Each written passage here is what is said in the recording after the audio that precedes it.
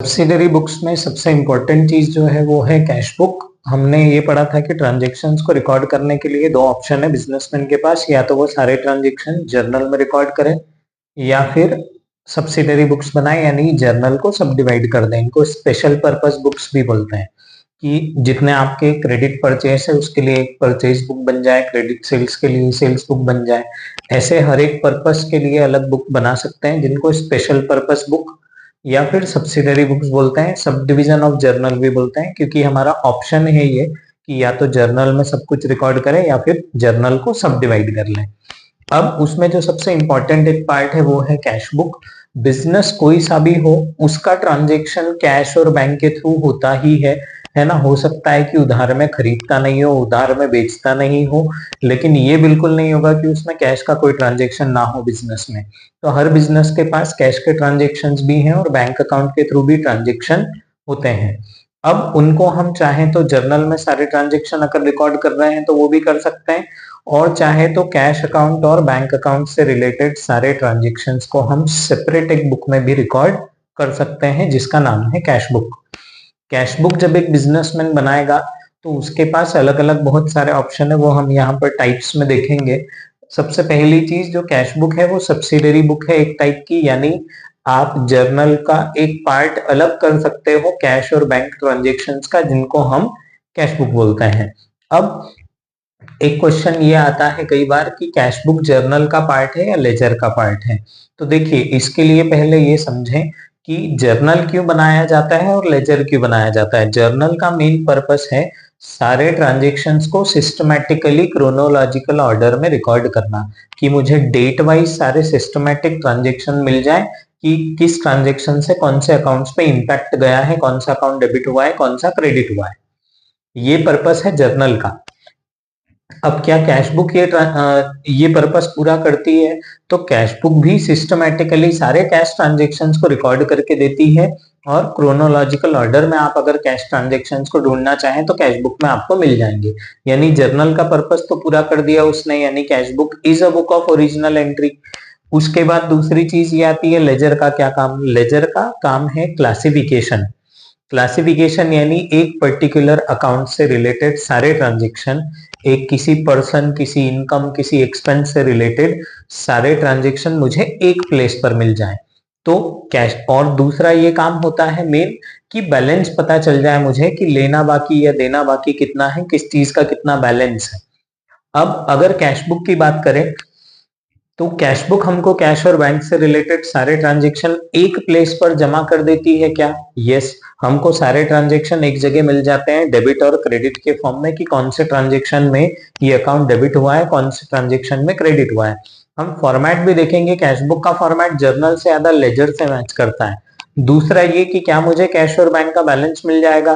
तो ये भी करेक्ट है कि मुझे कैश बुक कैश अकाउंट का भी बैलेंस प्रोवाइड करेगी और बैंक अकाउंट का भी बैलेंस प्रोवाइड करेगी। इसका मतलब ये है कि अगर ये लेजर का भी काम कर रही है तो जब मैं लेजर प्रिपेयर करूंगा तो वहां मुझे कैश अकाउंट और बैंक अकाउंट प्रिपेयर करने की जरूरत ही नहीं पड़ेगी, क्योंकि लेजर में कैश अकाउंट और बैंक अकाउंट जितना पर्पस पूरा कर सकते थे वो ऑलरेडी कैश बुक ने पूरा कर दिया है। तो इस तरीके से हम समझ सकते हैं कि कैश बुक जर्नल का भी एक पार्ट है और लेजर का भी एक पार्ट है। It is a book of original entry as well as it is a part of primary book. Primary book किसको बोलते हैं? लेजर को। बुक ऑफ प्राइमरी एंट्री या book of original entry ledger या सब्सिडरी बुक्स को बोलते हैं। तो एक ये चीज आपके लिए इंपॉर्टेंट है कि कैश बुक जर्नल का भी पार्ट है, लेजर का भी पार्ट है। दूसरा ये कि कैश बुक को प्रिपेयर करने के क्या क्या तरीके हैं या कितने टाइप की कैश बुक हो सकती है। तो ये कैश बुक भी बनाना है या नहीं बनाना है ये तो बिजनेसमैन डिसाइड करता है अपने ट्रांजेक्शन्स के अकॉर्डिंग।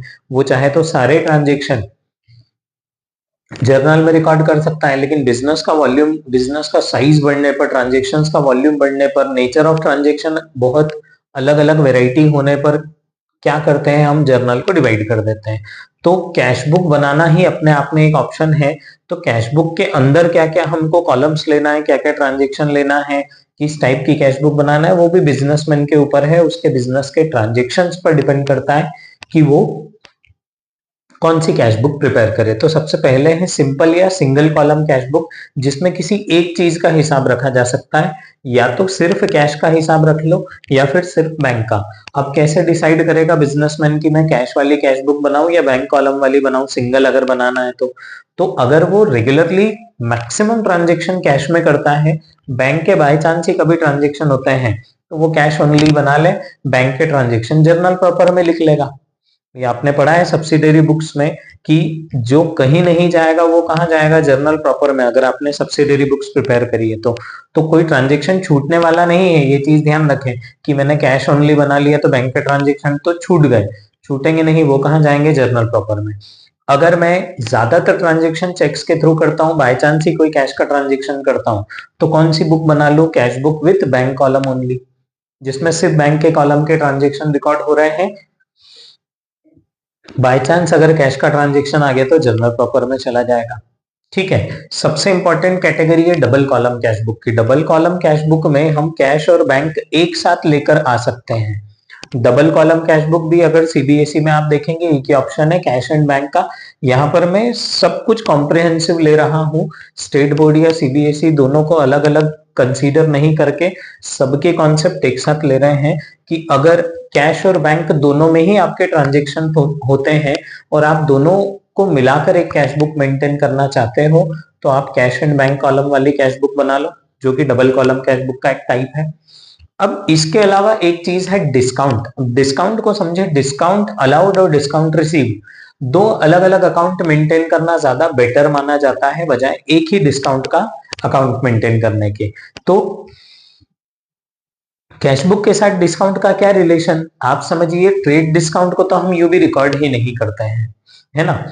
कैश डिस्काउंट को हमको रिकॉर्ड करना होता है। कैश डिस्काउंट कब इन्वॉल्व होता है ट्रांजेक्शन में, जब पैसा आ रहा हो या पैसा जा रहा हो। जब आपके पास पैसा आ रहा है तो आप डिस्काउंट अलाउ करते हैं, जब आपके पास से पैसा पे हो रहा है तो आप डिस्काउंट रिसीव करते हैं। तो इस केस में डिस्काउंट का बड़ा क्लोज रिलेशन हो जाता है कैश एंड बैंक के साथ में।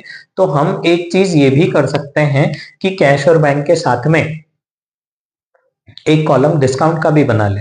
डेबिट वाला हो जाएगा डिस्काउंट अलाउड, क्रेडिट वाला हो जाएगा डिस्काउंट रिसीव्ड। ठीक है। तो अगर आप डिस्काउंट का कॉलम भी बनाना चाहते हो तो कैश एंड डिस्काउंट बना लो, अगर आप सारे ट्रांजेक्शन कैश में करते हो, और डिस्काउंट अलाउड डिस्काउंट रिसीव्ड भी रहता है आपके ट्रांजेक्शन्स में। तो और अगर बैंक कॉलम आप सारे बैंक ट्रांजेक्शन करते हो, कैश के कम करते हो, तो बैंक और डिस्काउंट का बना लो। ठीक है। तो डिस्काउंट का जो कॉलम है उसके पीछे बहुत सारे लॉजिक्स हम आगे पढ़ेंगे जो आपको हायर स्टडीज में काम आएंगे। 12th में शायद काम ना आए, 11th में काम ना आए सीबीएसई वाले बच्चे को, लेकिन फिर भी आपको पढ़ना है ताकि आप 12th के बाद में प्रॉब्लम ना हो आपको। तो एक ये चीज हो जाएगी कि triple column double column cash book तीन टाइप से बनाई जा सकती है। सबसे इंपॉर्टेंट यही वाली मानी जाती है, कैश एंड बैंक, बट ये दोनों के भी अपने सेपरेट कॉन्सेप्ट होते हैं। ट्रिपल कॉलम कैश बुक हटा दी गई है ज्यादातर बुक्स में से, लेकिन ट्रिपल कॉलम कैश बुक अपने आप में कोई अलग ऐसा टाइप नहीं है। डबल कॉलम में जो आप ये कॉलम्स देख रहे हो, कैश, बैंक एंड डिस्काउंट, तीनों को जब एक साथ लिया जाता है एक कैश बुक में तो उसको हम बोलते हैं ट्रिपल कॉलम कैश बुक।